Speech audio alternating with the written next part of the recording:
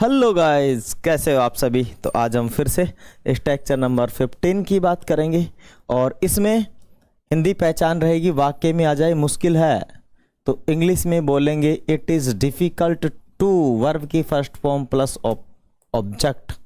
It is difficult to, it is difficult to plus verb की first form और object. Hindi में कहेंगे मुश्किल है, खाना मुश्किल है, रोना मुश्किल है, यह काम करना मुश्किल है, दौड़ना मुश्किल है, समझना मुश्किल है, सर्दी में नहाना मुश्किल है, कपड़े धोना मुश्किल है, गाड़ी चलाना मुश्किल है। ठीक है, अंग्रेजी बोलना मुश्किल है, हिंदी बोलना मुश्किल है, होमवर्क करना मुश्किल है, इस सवाल को सॉल्व करना मुश्किल है।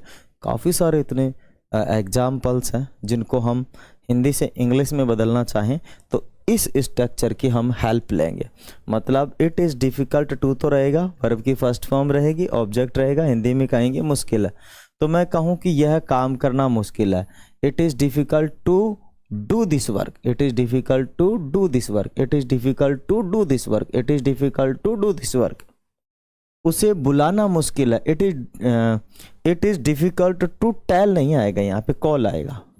ठीक है ना, it is difficult to call him, it is difficult to call him, it is difficult to call him.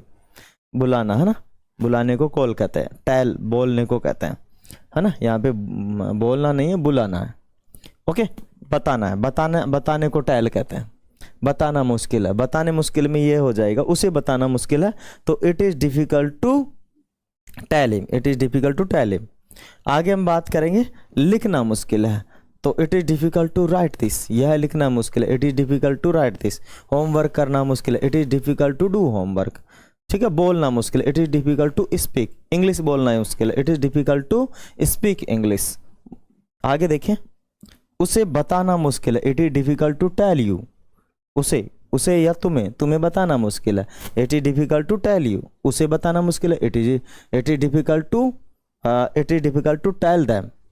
उन्हें बताना मुश्किल है, it is difficult to tell there.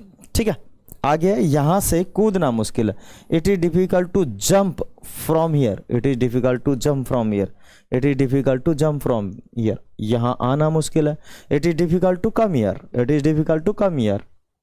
वहाँ जाना मुश्किल है, it is difficult to come there, it is difficult to go there. सोचना मुश्किल है, it is difficult to think, आपके बारे में सोचना मुश्किल है, it is difficult to think about you. पढ़ाई के बारे में सोचना मुश्किल है, it is difficult to do study, it is difficult to think about study. चलना मुश्किल है, it is difficult to walk.